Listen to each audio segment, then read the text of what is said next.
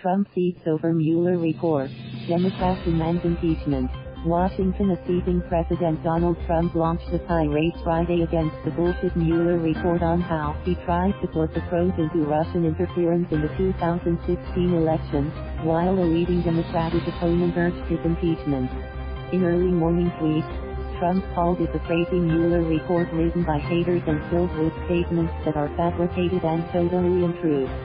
Some of the statements, he said, are total bullshit, and only given to make the other person look good, or me to look bad. Just 24 hours earlier, the president's probe came over after the report by special counsel Robert Mueller was finally released, following 2 years of investigation. Crucially, the report stated that Trump's election campaign never colluded with Russian meddling efforts, clearing the president of suspicions that he's been in cahoots with the Kremlin. But Trump, spending the Easter weekend at his Florida golf resort, is now digesting the report's findings that he was happy to benefit from Russian dirty tricks, and tried repeatedly to hamper Mueller's investigation. There was no let-up for the president from opposition congressional Democrats. Senator Elizabeth Warren, who is vying to become the Democratic candidate against Trump in 2020, tweeted that the Democrat-led House should initiate impeachment proceedings. And House Judiciary Committee Chairman Jerry Nadler issued a subpoena to try to force publication of still more documentation from Mueller, as well as the portions of the probe that was left out for legal or security reasons.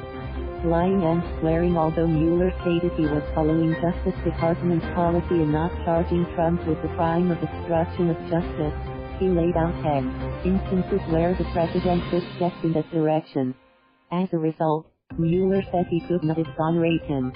That statement was taken by Democrats as an invitation to pursue the president in Congress, while even a top Republican, Senator Mitt Romney, broke from party lines to say he was sickened by the report's findings. At minimum, the almost 450-page report, including scenes of a White House filled with lying, swearing and barely disguised panic, is deeply embarrassing for a president elected on a mission to clear Washington's swamp. Adding to its weight is the fact that the material is based largely on sworn testimony by Trump insiders, rather than rival politicians.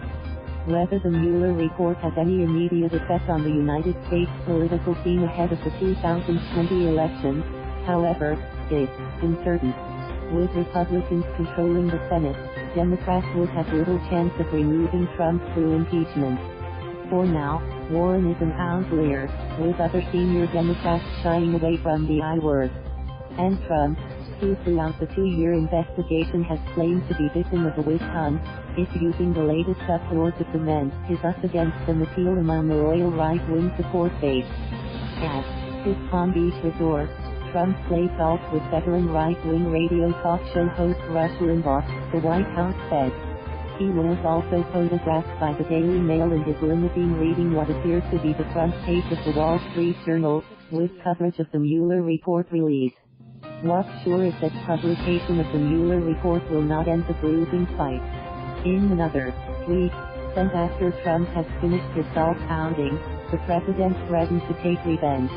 It is now finally time to turn the tables and bring justice to some very sick and dangerous people who have committed very serious crimes, perhaps even spying or treason. This should never happen again, he warned. Nadler fired the first shot for the Democrats, announcing a subpoena requiring the Justice Department to hand over all redacted parts, as well as huge quantities of supporting evidence. Even the redacted version of the report outlined serious instances of wrongdoing by President Trump and some of his closest associates, Nadler said. It now falls to Congress to determine the full scope of that alleged misconduct and to decide what steps we must take going forward. The Trump administration is likely to fight the subpoena, prompting a legal battle that could even go up to the Supreme Court. In its first reaction, the Justice Department called Nadler's subpoena premature and unnecessary. White House spokesman Hogan Gidley slammed Nadler for political grandstanding.